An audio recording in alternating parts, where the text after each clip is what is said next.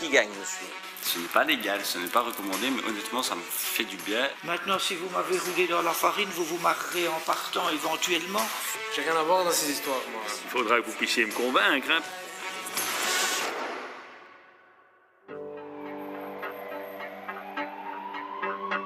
Bonsoir, merci de nous retrouver pour ce nouvel épisode de Face au juge et merci d'être si nombreux à nous suivre chaque semaine. Vous le savez, on a à cœur de mettre en lumière le travail de la justice tel qu'il est réellement dans notre pays et d'offrir un coup de projecteur à ces magistrats qui prennent parfois des décisions difficiles, lourdes de conséquences. Et ces magistrats, ce soir, ont entre leurs mains le destin d'une mère de famille qui explique avoir mordu un policier pour défendre son fils ou encore celui d'un jeune homme qui a conduit sous l'influence du cannabis. Donc le but ici, monsieur, c'est de répondre à des questions. Qu'est-ce qui fait que vous vous levez le matin en disant « Tiens, maintenant, on va aller cambrioler une maison ».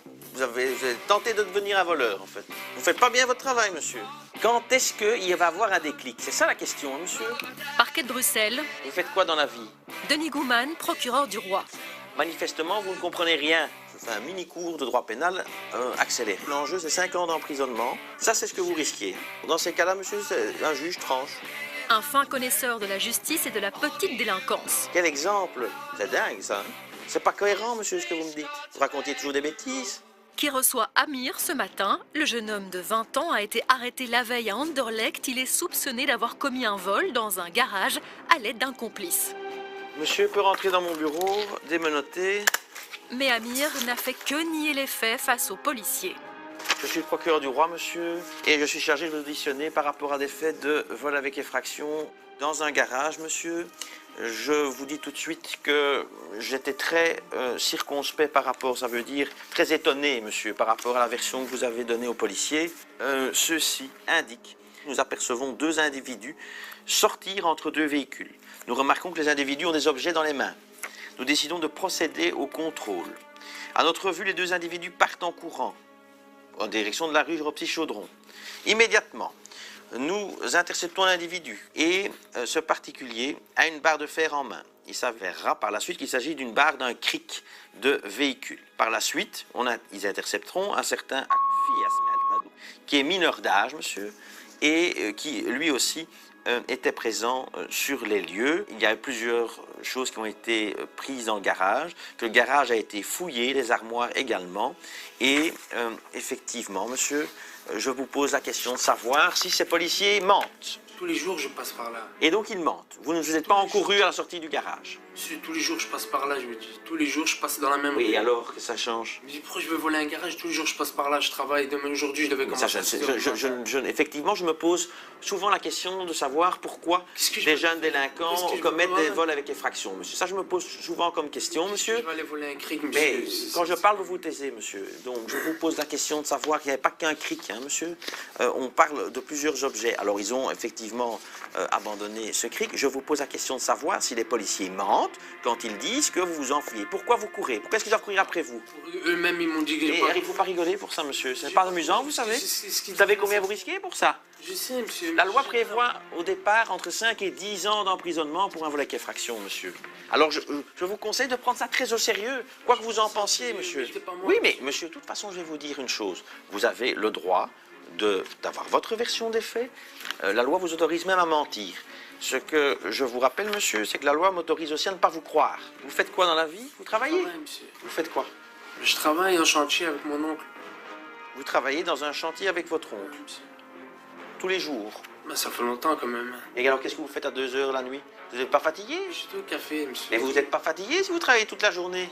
Non, pas toute la journée, je travaille de 6 h à midi. Ah, c'est du 6 h du matin à midi? Et vous êtes à 2 h du matin dehors? C'est ça, je rentre à la maison. Ah oui, mais ça je pense, vous deviez quand même bien vous sentir fatigué. Hein. Mais monsieur, vous aviez, oui ou non, un cric? J'avais rien touché en main, je vous jure que j'avais rien en main. Et un mineur qui est avec vous, qu'est-ce que vous faisiez avec un mineur d'âge? Avec lui, je ne le connais pas même. Mais monsieur, on vous voit sortir d'un garage en courant alors qu'il a été visité. Écoutez, je descends la rue, je vois une patrouille derrière moi. Oui, alors vous courez? Je cours pas, je m'arrête, je dis qu'est-ce qui se passe. Il me sort une matraque, je dis je m'arrête, je suis là, il n'y a rien.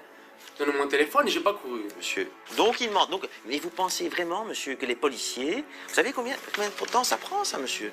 Ça prend des heures, hein, écrire un procès verbal. Vous auditionnez, je parle, auditionnez quelqu'un, prendre un procès verbal, vous transférez ici au parquet. Ça n'a rien à voir parce que j'ai pas. Mais pourquoi ils mentent? Pourquoi est-ce qu'ils mentent, monsieur? Peut-être qu'ils sont trompés, peut-être qu'ils sont pas menti, mais je vous jure que j'ai pas. Peut-être qu'ils n'ont pas menti, donc ils ont dit la vérité. Face au procureur, Amir continue de nier les faits. Ce n'est pas lui qui est entré par effraction dans le garage et il n'était pas en possession d'un cric de voiture au moment de son arrestation. Alors, on remarque dans le garage, monsieur, donc des traces de fouilles, divers objets. Il y avait même encore des légumes dans le garage, là, des carottes, des céleris, tout ça, ça vous n'avez pas touché manifestement. Par contre, le cric et autre chose, ça, on le prend et on remarque d'ailleurs, la fenêtre est brisée. Une vieille télévision se trouve devant le garage, donc on a déjà sorti la télévision du garage, ça vous intéresse plus que les légumes, manifestement, monsieur. Et donc, on prend également un cric. Tout ça, monsieur, c'est dans un procès verbal, acté par des policiers. Alors, je pense qu'il va falloir un petit peu réfléchir à ce qu'on dit. Je sais que vous ne me croyez pas, mais je vous jure. C'est pas votre genre de voler.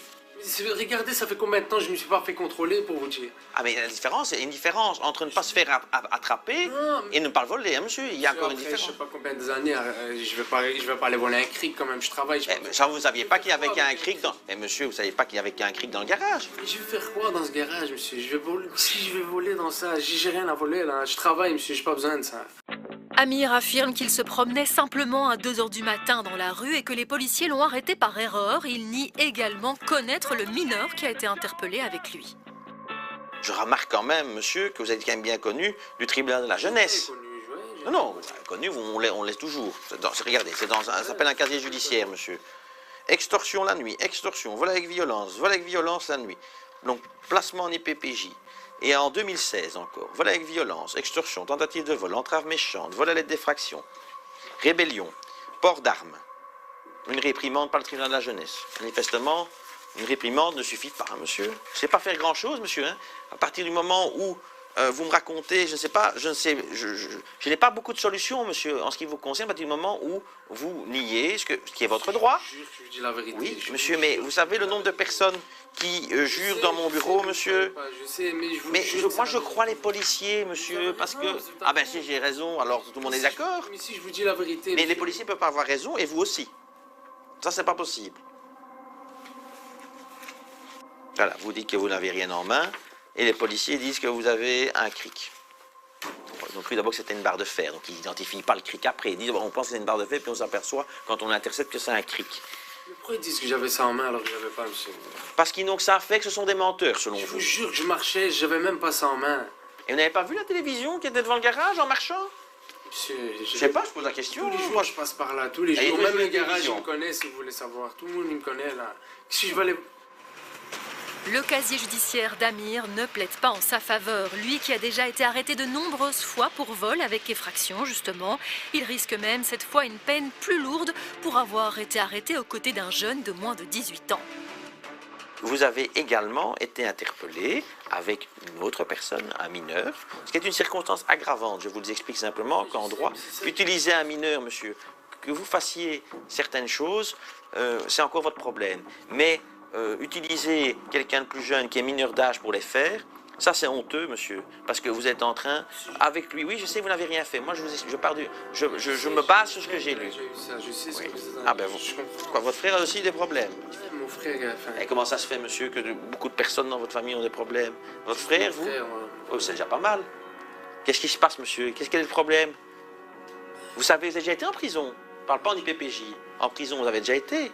Vous avez envie d'y aller. Bien sûr que non, monsieur. Vous savez que la prison, je ne sais pas, hein, j'entends parfois certaines personnes qui disent que ça leur fait, dans le quartier, ça leur fait une bonne réputation d'aller en prison. Même pas dans les quartiers, si vous voulez savoir. Je travaille. Là, vous êtes à 2 h du matin, rue à Anderlecht, rue La preuve qu'ils m'ont jamais contrôlé dans la rue pour vous dire que je ne serais pas dans la rue. Si vous ne faites rien, vous n'êtes pas contrôlé ou il n'y a pas de raison d'être contrôlé? Voilà, je fais rien. Ah, vous êtes quand même connu. Je travaille, je suis à la maison. Vous êtes quand même connu pour 20 faits judiciaires. Hein. Quand j'étais petit, mineur, j'assume, oui, c'est vrai, monsieur. Oui, d'accord, mais... Maintenant, depuis ma maintenant, vous êtes devenu plus intelligent. Non, c'est rien à voir. Si, j'espère pour vous. J'espère pour vous. J'ai le droit de quand même de... J'espère, monsieur, continuez à travailler. Mais ça, c'est très bien, monsieur. Ça, je pense que c'est bénéfique pour tout le monde. Ouais. Mais je suis quand même un peu dubitatif, monsieur, étonné du fait qu'à 2 h du matin, malgré vous travaillez à 6 heures. Tous les jours. Moi, vous avez une santé de fer, monsieur, pour dormir 3-4 heures par nuit, travailler des 6 heures sur les chantiers, monsieur. Je dors la journée. Hein, Ah oui. C'est étonnant comme façon de vivre, mais enfin bon, ça, chacun la sienne, hein, monsieur. Vous ne connaissez pas l'autre personne avec laquelle vous avez été arrêté? Non, monsieur. Et il se baladait tout seul alors? Mais j'étais loin, lui, carrément. C'est lui qui était là en train de courir. Ils m'ont dit, toi aussi, t'as à voir avec lui.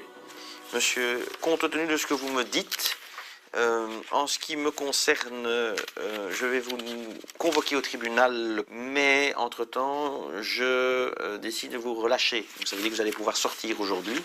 Visiblement, les explications d'Amir n'ont pas convaincu le procureur du roi. Il décide de le renvoyer au tribunal correctionnel de Bruxelles pour répondre de ces faits. Nous le retrouverons plus tard face au juge Luc Hénard. Vous avez une idée de l'enjeu aujourd'hui? Ouais. C'est-à-dire? La prison? Oui. Amir risque une peine jusqu'à 5 ans de prison. Direction Verviers et le tribunal de police. Retrouvez le juge Marco Senna. Venez, venez, on a fait les fonds de tiroir. Après avoir été avocat, le magistrat est devenu juge il y a quelques années. On recule encore un petit peu dans le temps. Je vais acquitter à tous les coups alors. Hein. Je suis réceptif à beaucoup de choses. Un juge qui prend toujours le temps d'écouter les usagers de la route qui n'ont pas respecté les règles de bonne conduite. On me raconte souvent les mêmes couillonnades. C'est ça. Oui, oui. Bien sûr. Quand je veux bien, on peut venir plaider tout ce qu'on veut. Et qui doit juger le cas d'Emilien. Ce père de famille a été flashé à 84 km/h au lieu de 50 en essayant de rattraper son fils en fugue.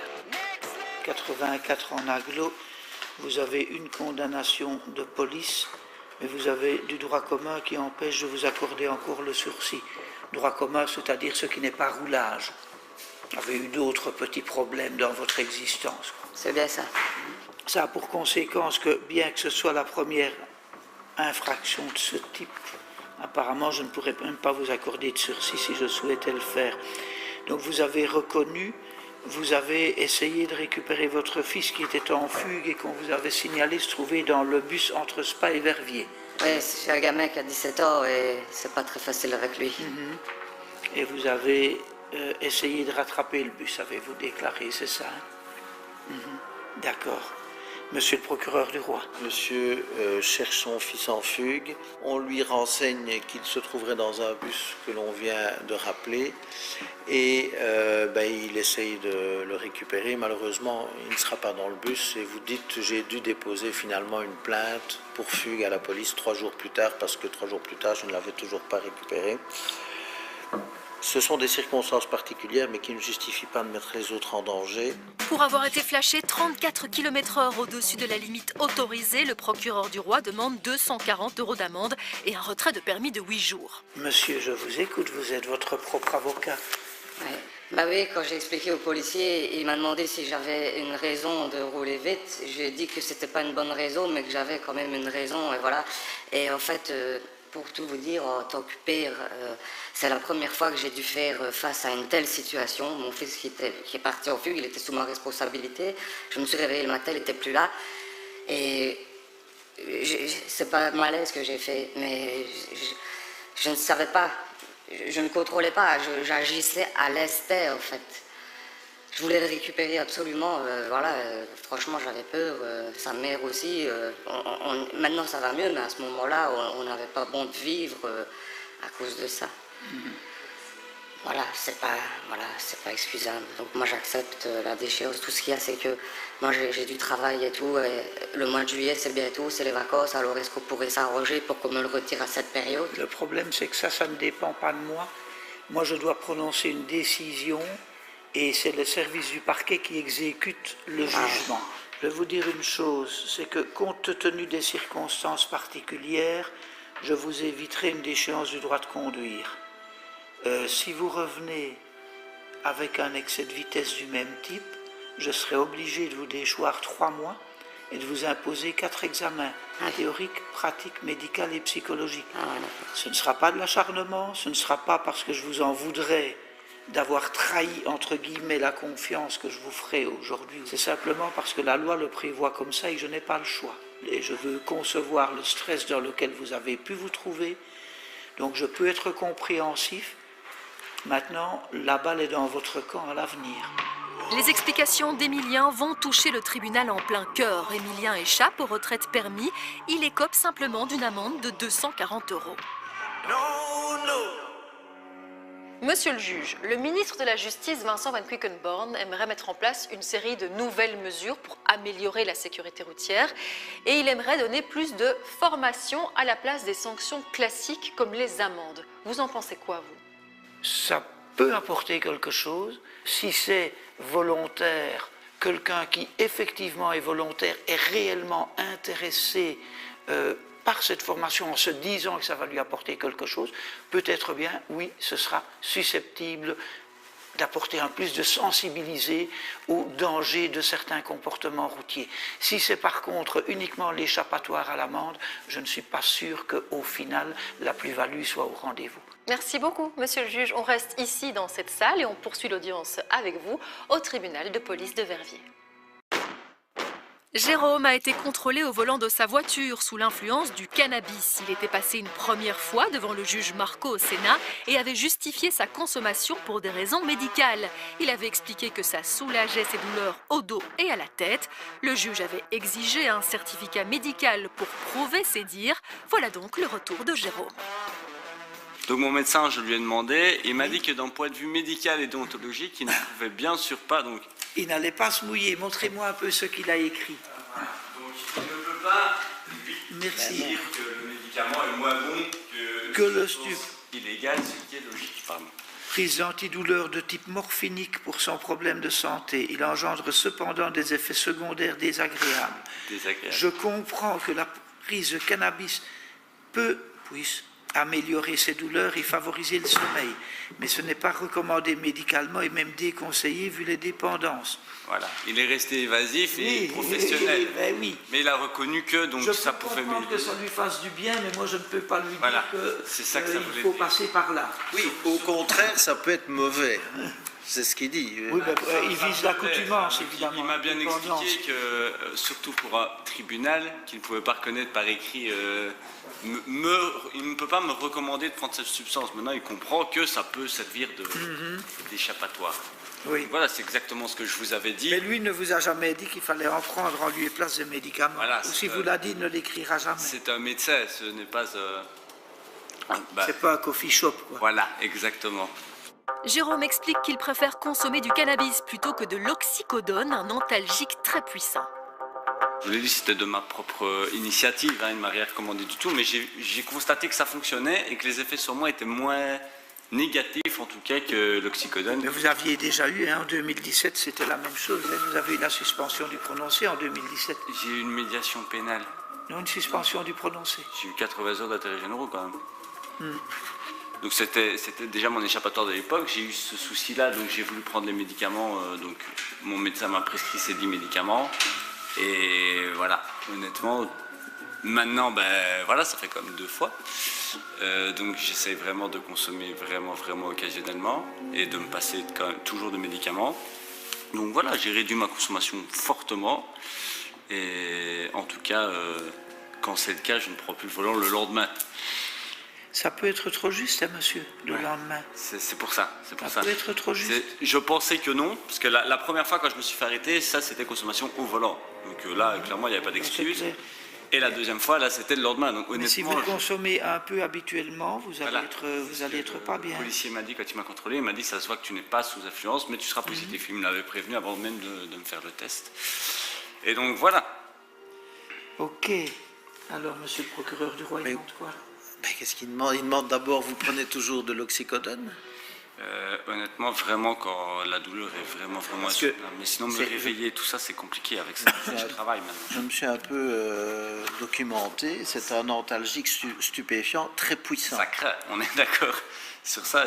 Alors, si vous prenez de l'oxycodone et que vous prenez aussi de la drogue, du cannabis, alors là, c'est bonjour le cocktail. Hein. Et justement, donc j'en ai parlé à mon médecin, il m'a dit qu'il se doutait bien que je prenais un substitut parce que justement la dernière ordonnance qu'il m'a donnée et c'est le seul qui peut me prescrire ça, ou qu'il y a d'autres médecins qui ne me connaissent pas me prescrire ça. La dernière ordonnance date de juin de l'année passée, donc je n'en prends vraiment que parce que j'essaie de me limiter, je me sens pas bien, j'ai des vomissements, des difficultés ou à dormir ou à me réveiller. Donc voilà, c'est vraiment un médicament pas cool, et en tout cas moi c'est des effets que ça a sur moi, et donc de moi-même j'essaye de me réguler. Seulement quand j'ai vraiment mal, Dafalgan ça va pas faire l'affaire, et donc d'où le cannabis. C'est un peu ce que j'ai trouvé moi entre les deux. Ce n'est pas légal, ce n'est pas recommandé, mais honnêtement ça me fait du bien, et ça me fait moins de bien que l'oxycodone, mais ça me fait aussi moins de mal en soi. Et donc voilà. Vous faites quoi dans la vie, monsieur? Je ne prends jamais les deux en même temps. Je prépare des commandes. C'est tout récent. Je suis préparateur de commandes. D'accord. Tout récent. Et si tout va bien, j'ai mon contrat dans 2 mois. Et vous êtes en position debout toute la journée? C'est ça, je marche, je suis dans un frigo, 1 degré, tout ça. Et les douleurs lombaires, ça provient d'où? C'est des côtes à la tête du côté gauche. Oui, mais... Ah, des côtes. Les côtes, donc Ah, on est... alors. Oui, je ne sais pas pourquoi j'avais en tête que c'était des douleurs lombaires. Non. Mais, Justement, c'est ça. Vraiment ici. Quand c'est les côtes et tout, ça va. Et c'est dû à quoi? Vous avez été accidenté? Vous avez... À la base, c'est un problème de dents en fait. J'ai un peu la phobie du dentiste. Et j'ai laissé une plaie s'affecter pendant 2 ans, 3 ans. J'avais mal à crever, mais je n'osais pas aller chez le dentiste. Et en fait, le nerf s'est affecté à l'intérieur, et tout le circuit nerveux s'est affecté. Et donc, il n'y a pas vraiment de remède. On m'a dit d'aller voir, d'aller consulter. Ils m'ont tous dit pareil, qu'ils ne savaient pas trop quoi faire. Donc, ils veulent, en vrai, je crois qu'ils se disent reste sous médication, ça ira quoi. Mais comme vous l'avez dit, le médicament est vraiment puissant et je ne me vois pas prendre ça toute ma vie. On m'a dit que ça pourrait durer toute la vie quoi. Donc, je ne sais pas du tout quoi faire. Honnêtement, je vous dis, le cannabis c'était un peu mon moyen à moi pour me sentir un peu mieux quoi. Donc, voilà. Jérôme préfère fumer du cannabis plutôt que de prendre le médicament que son médecin lui a prescrit pour apaiser ses douleurs à la tête et au dos. Ces explications vont-elles convaincre le juge? Maintenant, si vous m'avez roulé dans la farine, vous vous marrerez en partant éventuellement. C'est-à-dire? Vous êtes un joueur de poker? Dans un instant, nous retrouverons Amir qui a été arrêté pour vol à Bruxelles et qui doit se défendre face au juge Luc Hénard. J'ai rien à voir dans ces histoires, moi. Faudra que vous puissiez me convaincre, hein. Et Josiane qui a été prise dans une bagarre. Elle s'est laissée emporter au point de se retrouver au tribunal. Qu'elle avait mordu comme un bulldog, c'est pas tout à fait ça.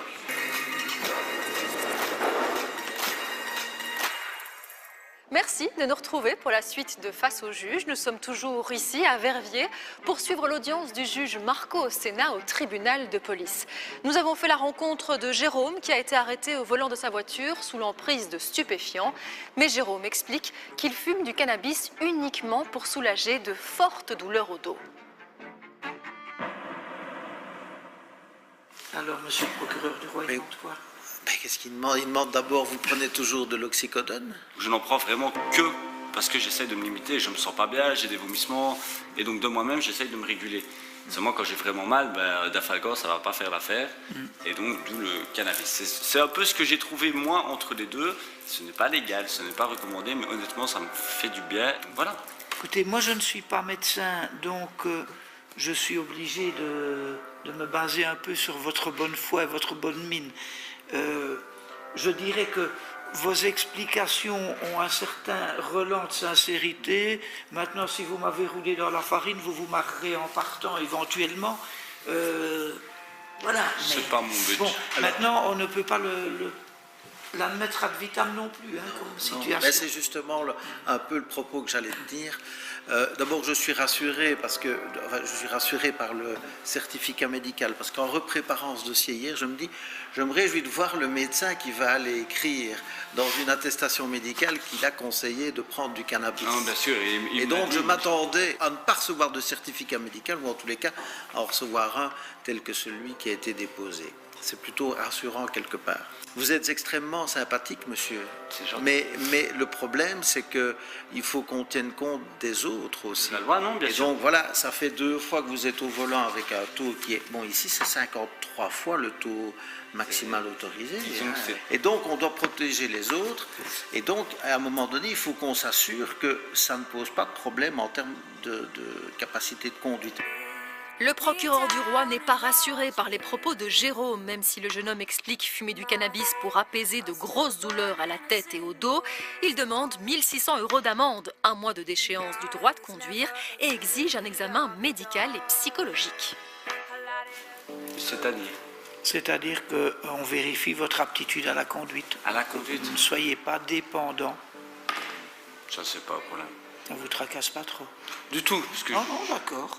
mon automédication, c'est justement pour ne pas être dépendant. Alors je vous écoute. Bah écoutez, je crois que je vous ai tout dit. Je ne vais pas trouver des excuses pour me justifier plus. Je vous ai décrit les faits, c'est ce qui se passe, c'est pour ça. Et donc voilà. Votre sanction me paraît juste. Donc voilà. D'accord. Chose, c'est quand donc s'il y a d'échéance sans sursis, c'est vers quand? Ça, c'est le parquet qui m'a exécuté. Parce qu'une fois que je serai au CDI, je pourrais m'arranger pour avoir un congé, mais que d'ici les 2 pouvez me prochains mois, demander une déchéance les week-ends éventuels. ça, ce serait... Mais je travaille les samedis. En fait, j'ai un jour de... Vendredi 20h ou dimanche 20h. Ça peut pas être... En fait, j'ai un jour de récup semaine. Non, du lundi au samedi, ça peut n'importe Non, quoi. c'est semaine ou week-end. Il n'y a pas de choix. Donc une fois que Vous travaillez où? à Oupey. C'est pour ça, il y a les bus, les Oupey. trains et tout. De Tank-Rémont, c'est compliqué. Parce que j'ai eu 2 semaines de retraite permis, justement, et pour se rendre jusque-là... On vous l'a retiré déjà 15 jours. Ouais, 2 semaines, c'est ça. Ouais, oui, ça va. Ok, Et donc voilà, ça rentre un peu dans mes cordes. c'est gentil. Jérôme n'est pas autorisé à conduire sous l'influence du cannabis malgré ses douleurs. Mais le juge accepte tout de même de réduire sa peine, comprenant la situation difficile du jeune homme. Il écope de 400 € d'amende et de 15 jours de retraite permis. L'audience est ouverte. Après Verviers, retour à la capitale.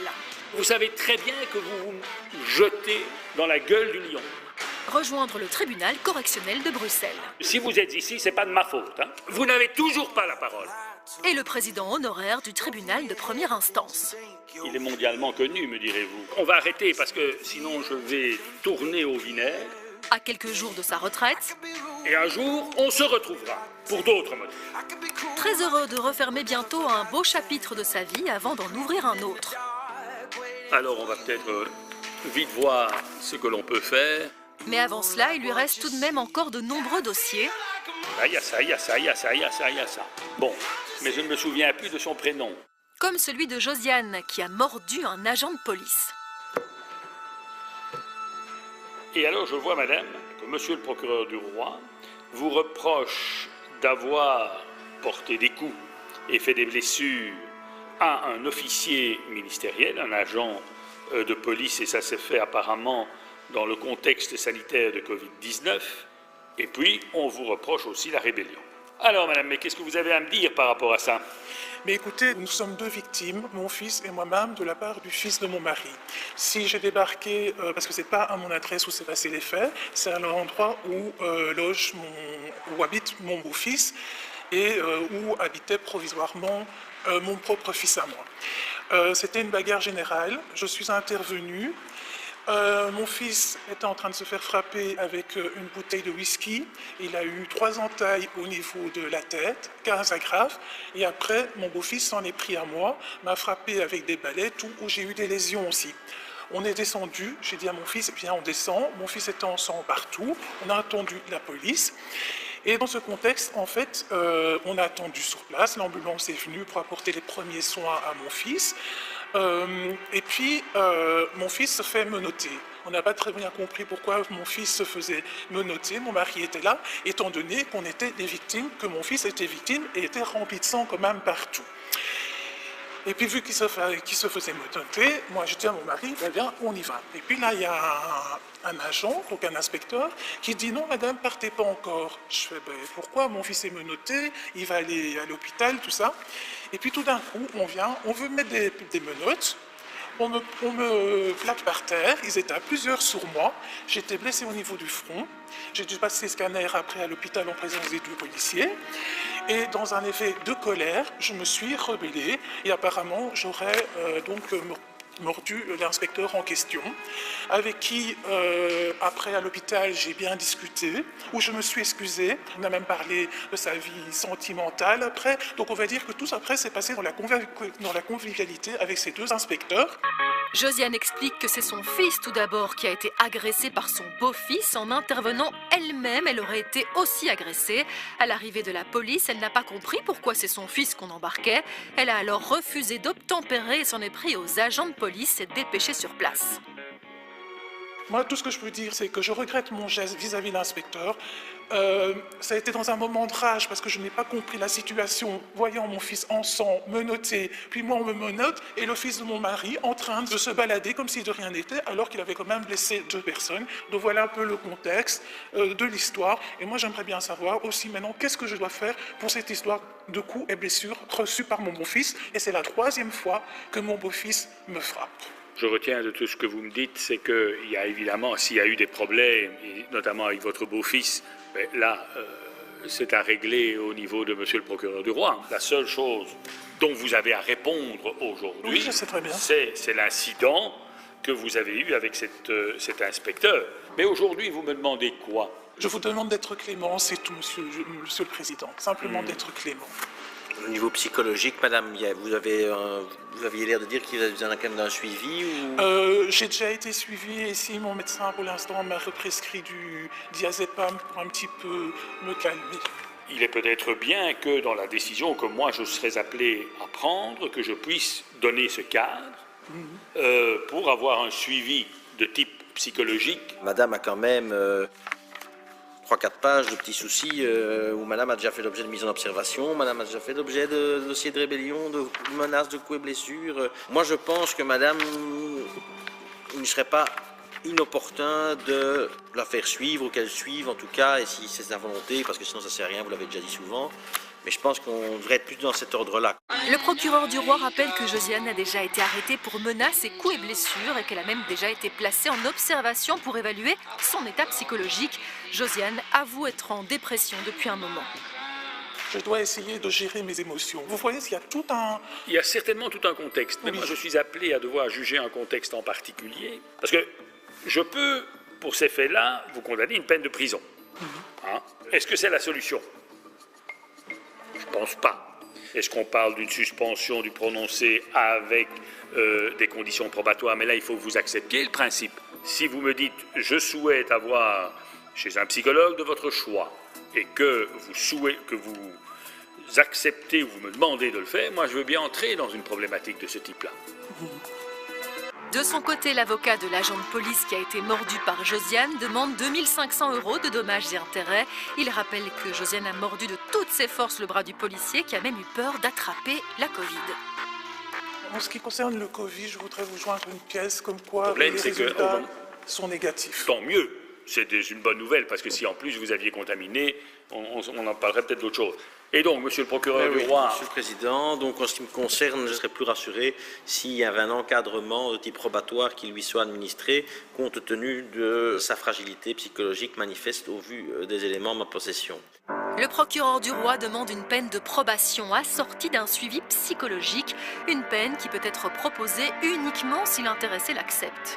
Mais donc, si vous me dites « je suis partante pour cela », alors je peux réfléchir. Si vous me dites « non, je ne peux pas le faire ». Non, je suis d'accord. Josiane repart donc avec une suspension du prononcé durant 3 ans. Elle doit se faire suivre par un psychologue et si elle respecte cette condition, elle n'aura plus de compte à rendre à la justice.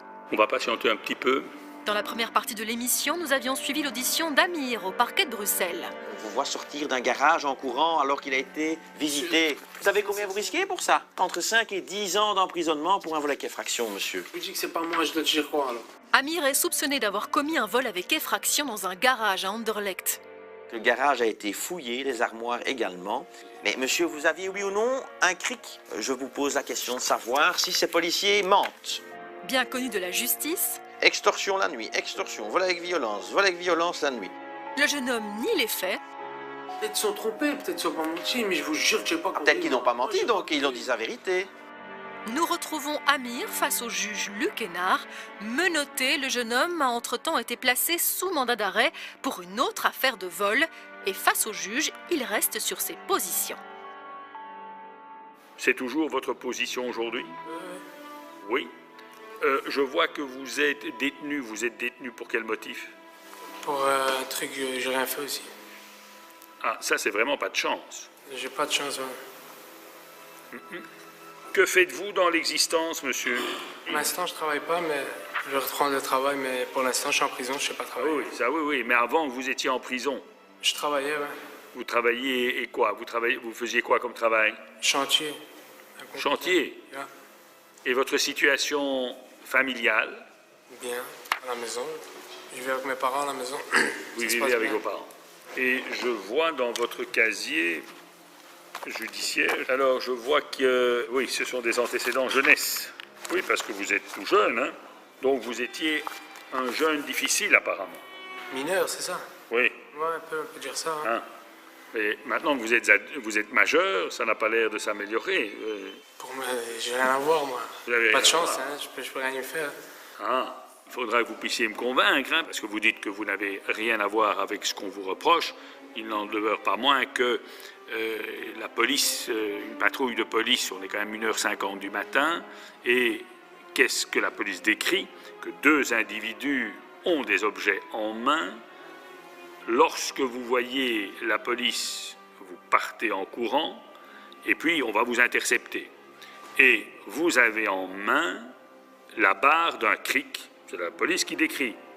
Et l'autre, qui est mineur, lui, lors de la poursuite, va lâcher un autre objet, un objet plus lourd, et il s'avère que c'est un cric de voiture dont le prévenu avait la barre. Bon. Ouais, j'ai compris, mais c'est rien à voir avec ça, c'était pas comme ça. Moi, je marchais sur du café, je passe par là tous les jours. Hein. Je passe par cette rue tous les jours, je rentre à la maison. Ce qui s'est passé, c'est passé, j'ai rien à voir. Même mineur, il dit que je ne me connais pas, donc... Mais comment se fait-il que vous vous baladiez avec la barre du cric? Je ne me balade pas avec une barre de cric, je marche tout seul. Ceux qui ont dit que j'avais une barre de cric. Elle était, il y a quoi, 5 mètres de moi, ils disent que je l'avais en main. Je l'avais pas en main, moi. Rien à voir avec cette barre de cric, moi. J'ai rien à voir dans ces faits-là. Non, ça c'est ce que vous me dites. Et j'ai pas dit que je considérais que vous aviez fait ce qu'on vous reproche. Amir affirme que les policiers se sont trompés de cible. Il n'a rien volé dans ce garage à Anderlecht, il n'a pas essayé de s'enfuir en voyant des policiers et il ne tenait pas de barre de fer au moment de son interpellation. Si je considère que vous l'avez fait, vous avez une idée de l'enjeu aujourd'hui? Ouais. C'est-à-dire? La prison? Oui. Mais combien de temps? Je sais pas, ça peut aller jusqu'à 10. 10. 10. Vous êtes un joueur de poker? Je sais pas. Je m'y connais pas, hein. Alors vous dites 10 ans, un peu comme ça à la cantonade, mais... Non, c'est ce qu'on dit, apparemment. Non, mais ici c'est pas, 5. On m'a dit, moi, effraction, c'est...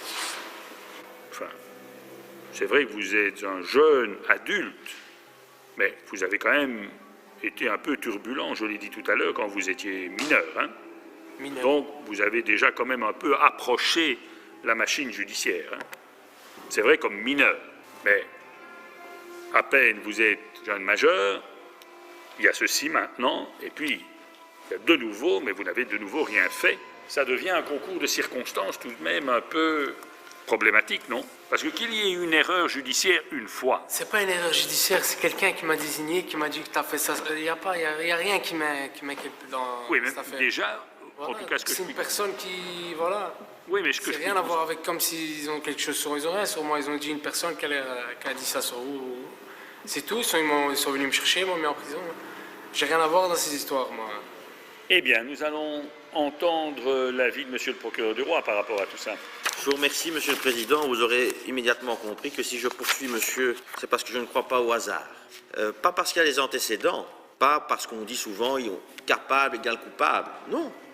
Parce que vous avez des faits ici qui sont excessivement précis, à Anderlecht, en pleine nuit, quand des services de police voient 2 individus sortir entre 2 véhicules et constatent que ces 2 individus ont des objets dans les mains. Ils veulent procéder au contrôle et à leur vue, les 2 individus partent en courant.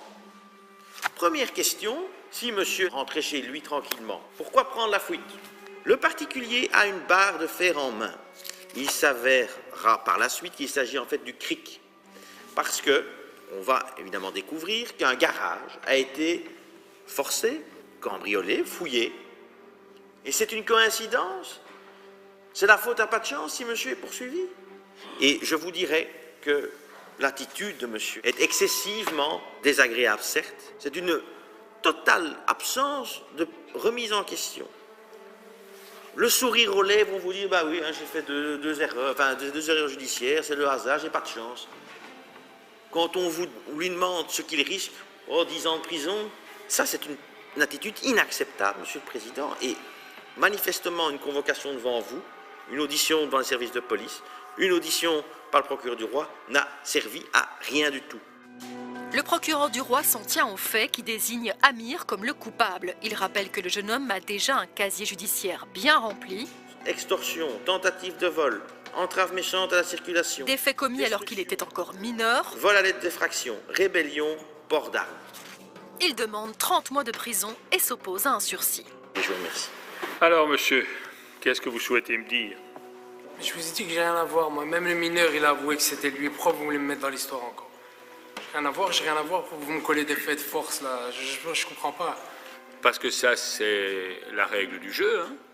Monsieur le procureur du roi n'est pas convaincu, demande à ce que vous comparaissiez devant un juge. Vous avez des policiers qui font des constatations, et vous dites « je n'ai rien à voir » et ce sont des menteurs. Si je vous dis que j'ai pas tenu de barre, je marchais dans la rue, j'ai le droit de dire ça, non? Pourquoi? Déjà, j'ai pas couru, je marche, je cours pas, moi.